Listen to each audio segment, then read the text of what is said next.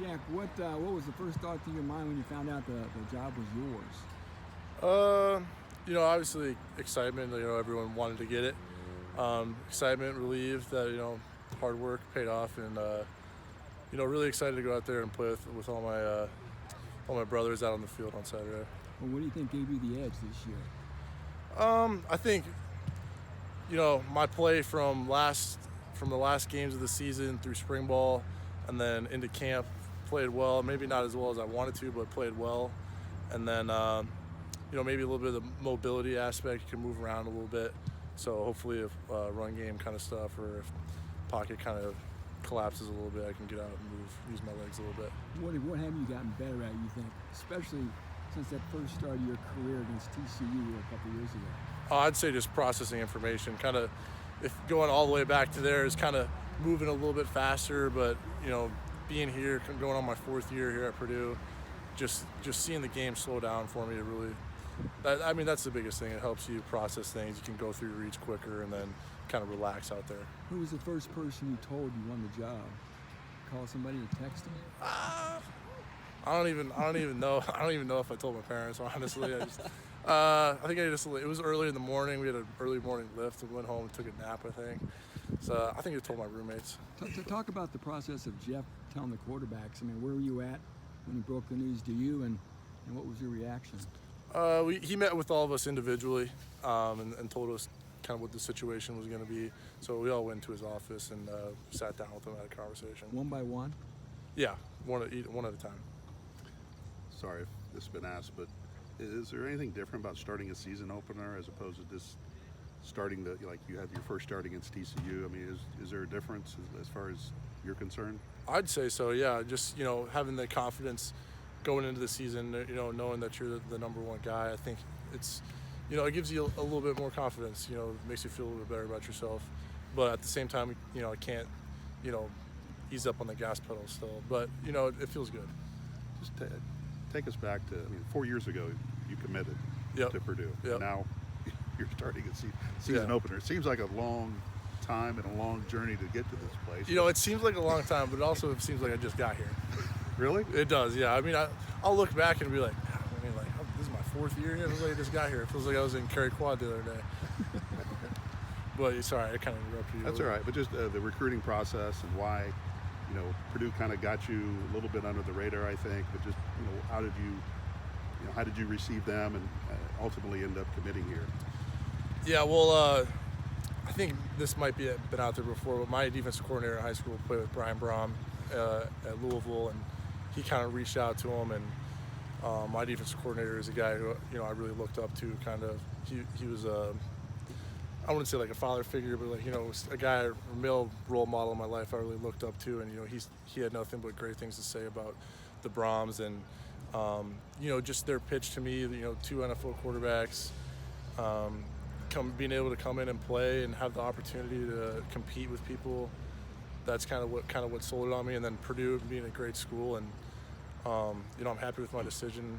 I love football, and the Broms love football. They got a big old playbook, and I wouldn't want anything else. I like to learn, so just kind of that sell kind of got me here, and I'm happy I made that choice.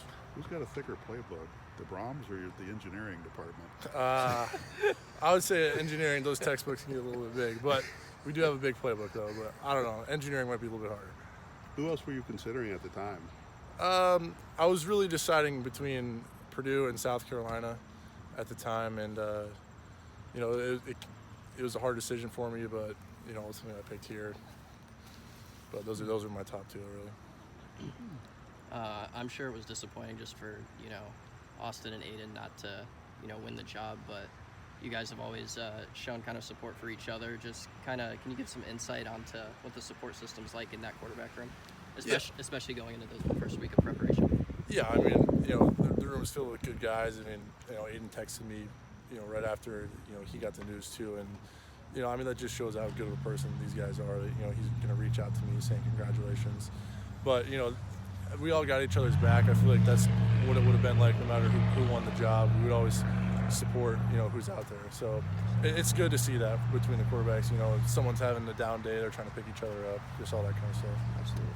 Just how do you feel about the offense after camp and now these last 2 weeks preparing for Oregon State? I feel good. I mean, we got weapons on the outside for sure. Payne Durham, I feel like, is a sleeper tight end in the Big Ten, and our offensive line has been much improved, especially, a big emphasis this camp has been in the run game. So we've been really trying to get that going, and I'm excited to see what we can do on Saturday. Take me back to when you guys are in the heat of your competition. Coach was talking about how intense or how close you guys were in your fight to be the starter. How intense was it in your eyes? I mean, it's close. I mean, and Coach grades, every practice, every play, every rep we take, and, it's put up on the board so you can see, who's doing well, who had a good practice. And, I think we only had 12 camp practices. So if you have a bad day, it's going to drop your score by, significantly. And, we all saw that, and we all saw each other making good plays, and, the numbers on the board were all really close, and we could all really see that. So, I mean, it's kind of like you're showing up, you're like, I got to do something today to make myself stand out. How does this grading system work? You get he grades it similar to the way PFF grades their their thing. So you get like a 0.5, 1, 1.52, and then all the way to minus 0.5, minus 1, all the way down to 2. Gotcha. So good play, like a standard play, you make a good throw, you do what your job is. 0.5, you stand out a little bit, +1, and what kills you is when you have a bad play because it drops your score down with the negative. So, it's an emphasis on you want to stack the good plays and get, eliminate those bad plays.